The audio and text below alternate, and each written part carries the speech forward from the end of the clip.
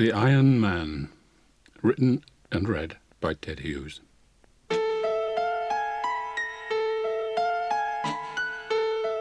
The Coming of the Iron Man.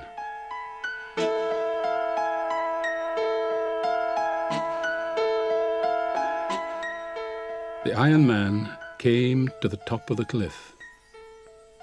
How far had he walked? Nobody knows. Where had he come from? Nobody knows. How was he made? Nobody knows. Taller than a house, the Iron Man stood at the top of the cliff, on the very brink, in the darkness. The wind sang through his iron fingers. His great iron head, shaped like a dustbin but as big as a bedroom, slowly turned to the right, slowly turned to the left. His iron ears turned this way, that way. He was hearing the sea. His eyes, like headlamps, glowed white, then red, then infrared, searching the sea. Never before had the Iron Man seen the sea. He swayed in the strong wind that pressed against his back. He swayed forward on the brink of the high cliff. And his right foot, his enormous iron right foot, lifted up, out, into space. And the Iron Man stepped forward, off the cliff, into nothingness. Crash! Down the cliff the Iron Man came toppling head over heels. Crash, crash, crash! From rock to rock, snag to snag, tumbling slowly. And as he crashed and crashed and crashed, his iron legs fell off, his iron arms broke off, and the hands broke off the arms. His great iron ears fell off, and his eyes fell out. His great iron head fell off. All the separate pieces tumbled, scattered, crashing, bumping, clanging, down onto the rocky beach far below. A few rocks tumbled with him. Then silence. Only the sound of the sea, chewing away at the edge of the rocky beach, where the bits and pieces of the Iron Man lay scattered far and wide, silent and unmoving.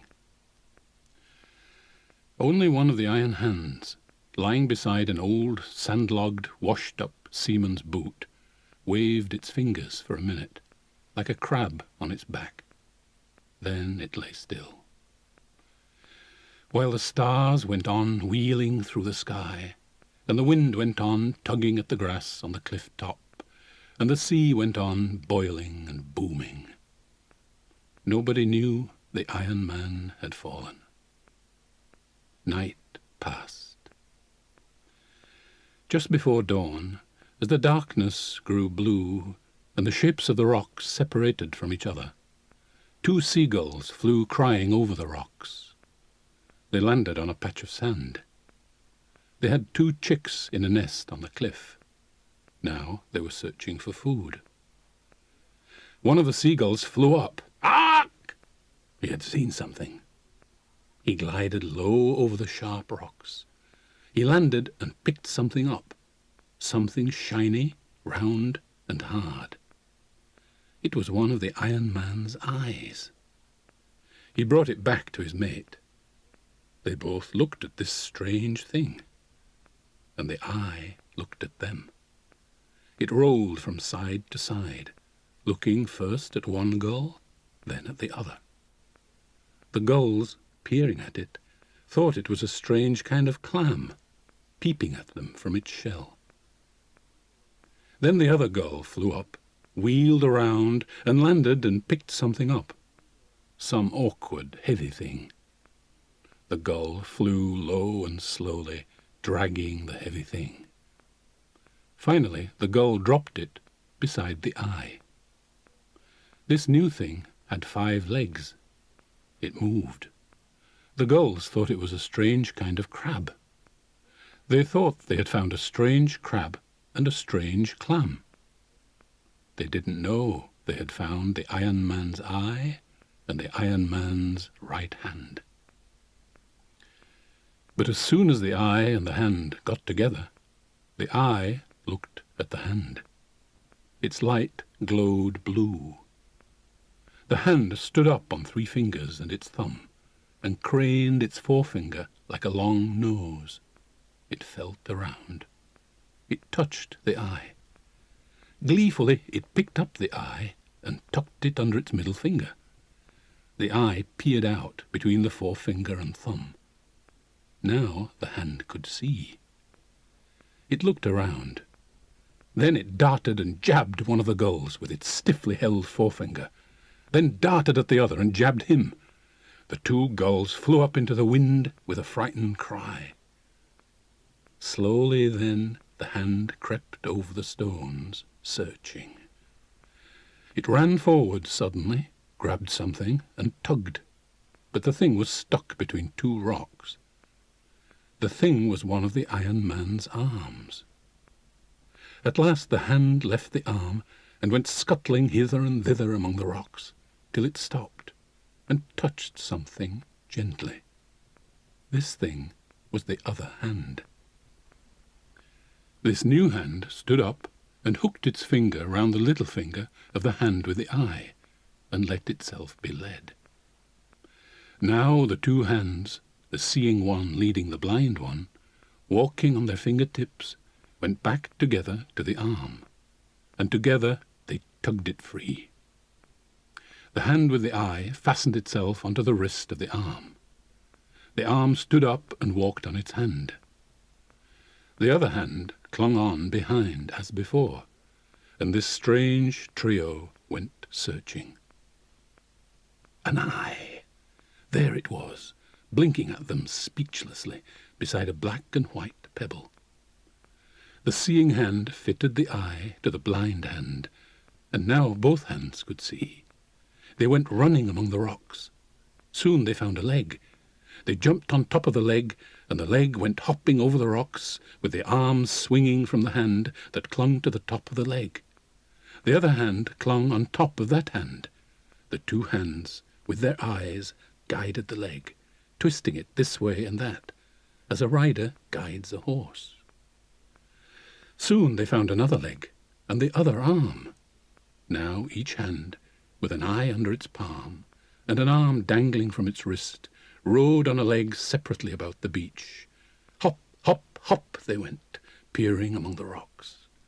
One found an ear, and at the same moment the other found the giant torso. Then the busy hands fitted the legs to the torso. Then they fitted the arms, each fitting the other, and the torso stood up, with legs and arms, but no head. It walked about the beach, holding its eyes up in its hands, searching for its lost head. At last there was the head, eyeless, earless, nested in a heap of red seaweed. Now in no time the Iron Man had fitted his head back, and his eyes were in place, and everything in place except for one ear. He strode about the beach, searching for his lost ear, as the sun rose over the sea and the day came. The 2 gulls sat on their ledge, high on the cliff. They watched the immense man striding to and fro over the rocks below. Between them, on the nesting ledge, lay a great iron ear. The gulls could not eat it. The baby gulls could not eat it. There it lay on the high ledge. Far below, the Iron Man searched. At last he stopped and looked at the sea. Was he thinking the sea had stolen his ear? Perhaps he was thinking the sea had come up while he lay scattered, and had gone down again with his ear. He walked towards the sea. He walked into the breakers, and there he stood for a while, the breakers bursting round his knees. Then he walked in, deeper, deeper, deeper. The gulls took off and glided down low over the great iron head that was now moving slowly out through the swell. The eyes blazed red, level with the wave tops, till a big wave covered them and foam spouted over the top of the head. The head still moved out under water. The eyes and the top of the head appeared for a moment in a hollow of the swell. Now the eyes were green. Then the sea covered them and the head. The gulls circled low over the line of bubbles that went on moving slowly out into the deep sea.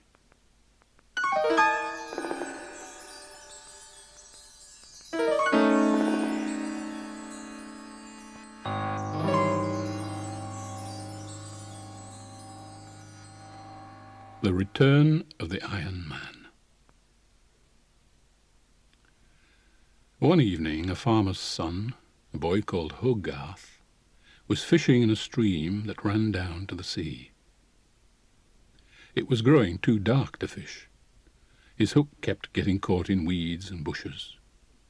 So he stopped fishing and came up from the stream and stood listening to the owls in the wood further up the valley and to the sea behind him. "Hush," said the sea, and again, "Hush, hush, hush." Suddenly he felt a strange feeling. He felt he was being watched. He felt afraid. He turned and looked up the steep field to the top of the high cliff. Behind that skyline was the sheer rocky cliff and the sea. And on that skyline, just above the edge of it, in the dusk, were two green lights. What were two green lights doing at the top of the cliff? Then, as Hogarth watched, a huge dark figure climbed up over the cliff top. The two lights rose into the sky. They were the giant figure's eyes. A giant black figure, taller than a house, black and towering in the twilight, with green headlamp eyes. The Iron Man. There he stood on the cliff top, looking inland. Hogarth began to run. He ran and ran. Home, home! The Iron Man had come back. So he got home at last, and gasping for breath he told his dad, "An Iron Man! An Iron Man! A giant!" His father frowned. His mother grew pale. His little sister began to cry. His father took down his double-barreled gun. He believed his son. He went out. He locked the door. He got in his car. He drove to the next farm. But that farmer laughed. He was a fat, red man, with a fat, red-mouthed laugh. When he stopped laughing, his eyes were red too. "An Iron Man? Nonsense," he said. So Hogarth's father got back in his car. Now it was dark, and it had begun to rain. He drove to the next farm. That farmer frowned. He believed. "Tomorrow," he said, "we must see what he is, this Iron Man. His feet will have left tracks in the earth." So Hogarth's father again got back into his car. But as he turned the car in the yard, he saw a strange thing in the headlamps. Half a tractor lay there, just half, chopped clean off, the other half missing. He got out of his car, and the other farmer came to look too. The tractor had been bitten off. There were big teeth marks in the steel. No explanation. The two men looked at each other. They were puzzled and afraid. What could have bitten the tractor in two? There, in the yard, in the rain, in the night, while they'd been talking inside the house. The farmer ran in and bolted his door. Hogarth's father jumped into his car and drove off into the night and the rain as fast as he could, homeward. The rain poured down. Hogarth's father drove hard. The headlights lit up the road and bushes. Suddenly, 2 headlamps in a tall treetop at the roadside ahead. Headlamps in a treetop? How? Hogarth's father slowed, peering up to see what the lights might be up there in the treetop. As he slowed, a giant iron foot came down in the middle of the road, a foot as big as a single bed, and the headlamps came down closer, and a giant hand reached down towards the windshield. The Iron Man! Hogarth's father put on speed. He aimed his car at the foot. Crash! He knocked the foot out of the way. He drove on, faster and faster. And behind him, on the road, a clanging, clattering boom went up, as if an iron skyscraper had collapsed. The iron giant, with his foot knocked from under him, had toppled over. And so Hogarth's father got home safely. But next morning, all the farmers were shouting with anger. Where were their tractors, their earth diggers, their ploughs, their harrows? From every farm in the region, all the steel and iron farm machinery had gone. Where to? Who'd stolen it all? There was a clue. Here and there lay half a wheel, or half an axle, or half a mudguard, carved with giant tooth marks where it had been bitten off. How had it been bitten off? Steel bitten off? What had happened? There was another clue. From farm to farm, over the soft soil of the fields, went giant footprints, each one the size of a single bed. The farmers, in a frightened, silent, amazed crowd, followed the footprints. And at every farm the footprints visited, all the metal machinery had disappeared. Finally, the footprints led back up to the top of the cliff, where the little boy had seen the Iron Man appear the night before when he was fishing. The footprints led right to the cliff top, and all the way down the cliff were torn marks on the rocks where a huge iron body had slid down. Below, the tide was in, the grey, empty, moving tide. The Iron Man had gone back into the sea. So the furious farmers began to shout. The Iron Man had stolen all their machinery. Had he eaten it? Anyway, he had taken it. It had gone. So what if he came again? What would he take next time? Cows? Houses? People? They would have to do something. They couldn't call in the police or the army, because nobody would believe them about this iron monster. They would have to do something for themselves. So what did they do? At the bottom of the hill, below where the Iron Man had come over the high cliff, they dug a deep, enormous hole. A hole wider than a house, and as deep as 3 trees, one on top of the other. It was a colossal hole, a stupendous hole, and the sides of it were sheer as walls. They pushed all the earth off to one side. They covered the hole with branches, and the branches they covered with straw, and the straw with soil. So when they finished, the hole looked like a freshly ploughed field. Now, on the side of the hole opposite the slope up to the top of the cliff, they put an old rusty lorry. That was the bait. Now they reckoned the Iron Man would come over the top of the cliff out of the sea, and he'd see the old lorry, which was painted red, and he'd come down to get it, to chew it up and eat it. But on his way to the lorry, he'd be crossing the hole, and the moment he stepped with his great weight onto that soil held up only with straw and branches, He would crash through into the hole and would never get out. They'd find him there in the hole. Then they'd bring the few bulldozers and earth movers that he hadn't already eaten, and they'd push the pile of earth in on top of him and bury him forever in the hole. They were certain now that they'd get him.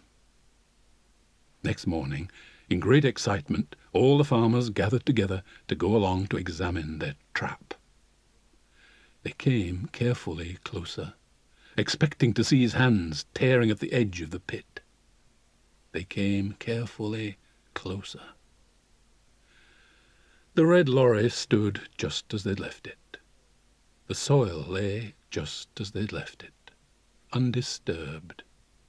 Everything was just as they'd left it. The Iron Man had not come. Nor did he come that day. Next morning, all the farmers came again. Still, everything lay just as they'd left it. And so it went on, day after day. Still, the Iron Man never came. Now the farmers began to wonder if he would ever come again. They began to wonder if he had ever come at all.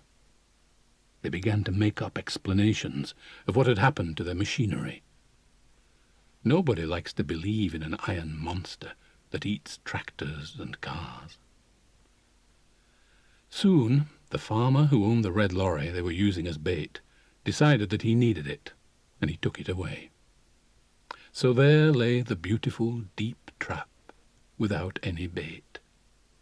Grass began to grow on the loose soil. The farmers talked of filling the hole in. After all, you can't leave a giant pit like that. Somebody might fall in. Some stranger coming along might just walk over it and fall in. But they didn't want to fill it in. It had been such hard work digging it. Besides, they all had a sneaking fear that the Iron Man might come again, and that the hole was their only weapon against him. At last they put up a little notice, "Danger, keep off," to warn people away, and they left it at that. Now the little boy Hogarth had an idea. He thought he could use that hole to trap a fox. He found a dead hen one day and threw it out onto the loose soil over the trap. Then, towards evening, he climbed a tree nearby and waited. A long time he waited. A star came out. He could hear the sea. Then, there, standing at the edge of the hole, was a fox. A big red fox, looking towards the dead hen. Hogarth stopped breathing, and the fox stood without moving, sniff, sniff, sniff, out towards the hen. But he did not step out onto the trap. Slowly he walked around the wide patch of raw soil till he got back to where he'd started, sniffing all the time out towards the bird. But he did not step out onto the trap. Was he too smart to walk out there where it was not safe? But at that moment he stopped sniffing. He turned his head and looked towards the top of the cliff. Hogarth, wondering what the fox had seen, looked towards the top of the cliff. There, enormous in the blue evening sky, stood the Iron Man, on the brink of the cliff, gazing inland. In a moment the fox had vanished. Now what? Hogarth, carefully, quietly, hardly breathing, climbed slowly down the tree. He must get home and tell his father. But at the bottom of the tree he stopped. He could no longer see the Iron Man against the twilight sky. Had he gone back over the cliff into the sea? Or was he coming down the hill, in the darkness under that high skyline, towards Hogarth and the farms. Then Hogarth understood what was happening. He could hear a strange tearing and creaking sound. The Iron Man was pulling up the barbed wire fence that led down the hill. And soon Hogarth could see him as he came nearer, tearing the wire from the fence posts, rolling it up like spaghetti, and eating it. The Iron Man was eating the barbed fencing wire. But if he went along the fence, eating as he moved, he wouldn't come anywhere near the trap, which was out in the middle of the field. He could spend the whole night wandering about the countryside along the fences, rolling up the wire and eating it, and never would any fence bring him near the trap. But Hogarth had an idea. In his pocket, among other things, he had a long nail and a knife. He took these out. Did he dare? His idea frightened him. In the silent dusk, he tapped the nail and the knife blade together. Clink, clink, clink. At the sound of the metal, the Iron Man's hands became still. After a few seconds, he slowly turned his head, and the headlamp eyes shone towards Hogarth. Again, clink, clink, clink, went the nail on the knife. Slowly the Iron Man took 3 strides towards Hogarth, and again stopped. It was now quite dark. The headlamps shone red. Hogarth pressed close to the tree trunk. Between him and the Iron Man lay the wide lid of the trap. Clink, clink, clink. Again he tapped the nail on the knife. And now the Iron Man was coming. Hogarth could feel the earth shaking under the weight of his footsteps. Was it too late to run? Hogarth stared at the Iron Man, looming, searching towards him for the taste of the metal that had made that inviting sound. Clink, clink, clink, went the nail on the knife, and crash! The Iron Man vanished. He was in the pit. The Iron Man had fallen into the pit. Hogarth went close. The earth was shaking as the Iron Man struggled underground. Hogarth peered over the torn edge of the great pit. Far below, 2 deep red headlamps glared up at him from the pitch blackness. He could hear the Iron Man's insides grinding down there, and it sounded like a big lorry grinding its gears on a steep hill. Hogarth set off. He ran, home, home with the great news. And as he passed the cottages on the way, and as he turned down the lane towards his father's farm, he was shouting, "The Iron Man's in the trap, and we've caught the Iron Giant!" When the farmers saw the Iron Man wallowing in their deep pit, they sent up a great cheer. He glared up towards them. His eyes burned from red to purple, from purple to white, from white to fiery whirling black and red, and the cogs inside him ground and screeched, but he could not climb out of the steep-sided pit. Then, under the lights of car headlamps, the farmers brought bulldozers and earth pushers, and they began to push in on top of the struggling Iron Man all the earth they had dug when they first made the pit, and that had been piled off to one side. The Iron Man roared again as the earth began to fall on him, but soon he roared no more. Soon the pit was full of earth. Soon the Iron Man was buried silent, packed down under all the soil, while the farmers piled the earth over him in a mound and in a hill. They went to and fro over the mound on their new tractors, which they'd bought since the Iron Man ate their old ones. and they packed the earth down hard. Then they all went home, talking cheerfully. They were sure they'd seen the last of the Iron Man. Only Hogarth felt suddenly sorry. He felt guilty. It was he, after all, who had lured the Iron Man into the pit.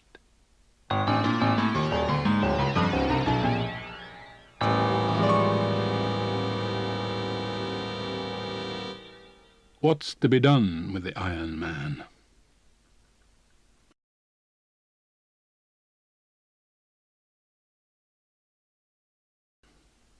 Leaves unfurled from the buds, daffodils speared up from the soil, and everywhere the grass shook new green points.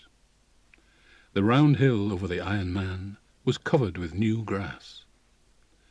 Before the end of the summer, sheep were grazing on the fine grass on the lovely hillock. People who had never heard of the Iron Man saw the green hill as they drove past on their way to the sea, and they said, "What a lovely hill! What a perfect place for a picnic!" So people began to picnic on top of the hill. Soon quite a path was worn up there by people climbing to eat their sandwiches and take snaps of each other. One day, a father, a mother, a little boy, and a little girl stopped their car and climbed the hill for a picnic. They had never heard of the Iron Man, and they thought the hill had been there forever. They spread a tablecloth on the grass. They set down the plate of sandwiches, a big pie, a roasted chicken, a bottle of milk, a bowl of tomatoes, a bagful of boiled eggs, a dish of butter, and a loaf of bread, with cheese and salt and cups. The father got his stove going to boil some water for tea, and they all lay back on rugs, munching food and waiting for the kettle to boil under the blue sky. Suddenly the father said, "That's funny." "What is?" asked the mother. "I felt the ground shake," the father said. "Here, right beneath us." "Probably an earthquake in Japan," said the mother. "An earthquake in Japan?" cried the little boy. "How could that be?" So the father began to explain how an earthquake in a far distant country that shakes down buildings and empties lakes sends a jolt right around the earth. People far away in other countries feel it as nothing more than a slight trembling of the ground. An earthquake that knocks a city flat in South America might do no more than shake a picture off a wall in Poland. But as the father was talking, the mother gave a little gasp, then a yelp. "The chicken!" she cried. "The cheese! The tomatoes!" Everybody sat up. The tablecloth was sagging in the middle. As they watched, the sag got deeper, and all the food fell into it, dragging the tablecloth right down into the ground. The ground underneath was splitting, and the tablecloth, as they watched, slowly folded and disappeared into the crack, and they were left staring at a jagged black crack in the ground. The crack grew, it widened, it lengthened, it ran between them. The mother and the girl were on one side, and the father and the boy were on the other side. The little stove toppled into the growing crack with a clatter, and the kettle disappeared. They could not believe their eyes. They stared at the widening crack. Then, as they watched, an enormous iron hand came up through the crack, groping around in the air, feeling over the grass on either side of the crack. It nearly touched the little boy, and he rolled over backwards. The mother screamed. "Run to the car!" shouted the father. They all ran. They jumped into the car. They drove. They did not look back. So they did not see the great iron head, square like a bedroom, with red glaring headlamp eyes, and with the tablecloth, still with the chicken and the cheese, draped across the top of it, rising out of the top of the hillock, as the Iron Man freed himself from the pit. When the farmers realized that the Iron Man had freed himself, they groaned. What could they do now? They decided to call the army, who could pound him to bits with anti-tank guns. But Hogarth had another idea. At first the farmers wouldn't hear of it, least of all his own father. But at last they agreed. Yes, they would give Hogarth's idea a trial, and if it failed, they would call in the army. After spending a night and a day eating all the barbed wire for miles around, as well as hinges he tore off gates, and the tin cans he found in ditches, and 3 new tractors, and 2 cars, and a lorry, the Iron Man was resting in a clump of elm trees. There he stood, leaning among the huge branches, almost hidden by the dense leaves, his eyes glowing a soft blue. The farmers came near, along a lane, in cars so they could make a quick getaway if things went wrong. They stopped 50 yards from the clump of elm trees. He really was a monster. This was the first time most of them had had a good look at him. His chest was as big as a cattle truck. His arms were like cranes, and he was getting rusty, probably from eating all the old barbed wire. Now Hogarth walked up towards the Iron Man. "Hello!" he shouted, and stopped. "Hello, Mr. Iron Man!" The Iron Man made no move. His eyes did not change. Then Hogarth picked up a rusty old horseshoe and knocked it against the stone. Clonk, clonk, clonk. At once the Iron Man's eyes turned darker blue, then purple, then red, and finally white, like a car headlamp's. It was the only sign he gave of having heard.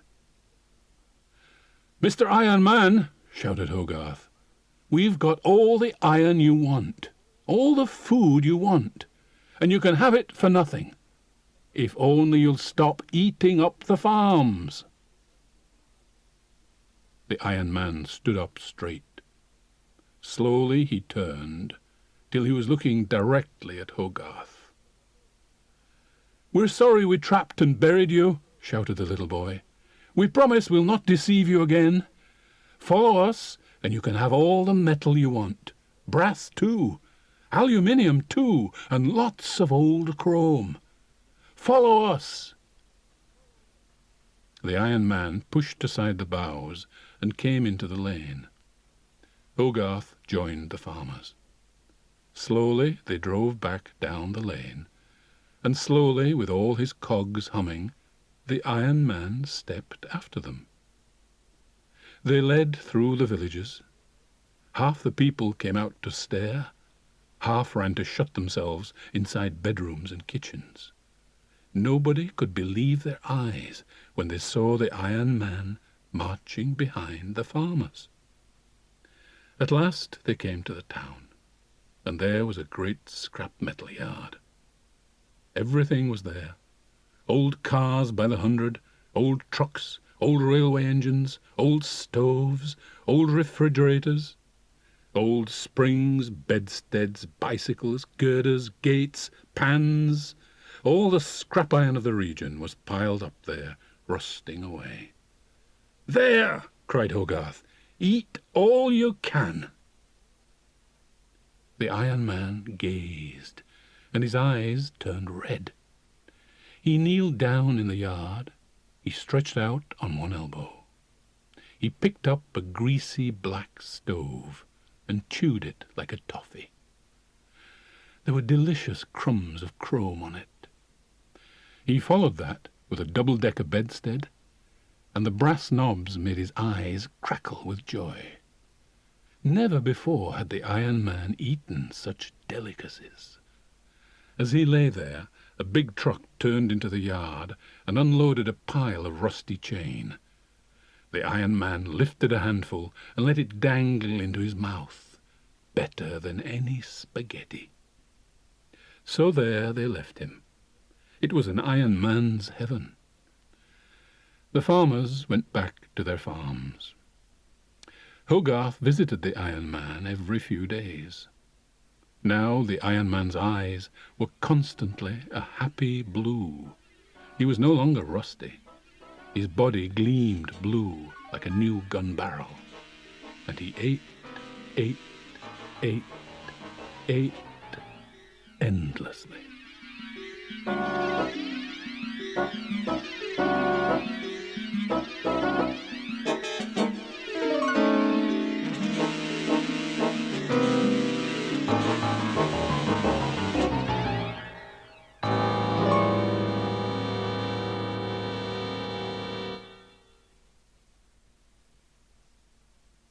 End of side 1.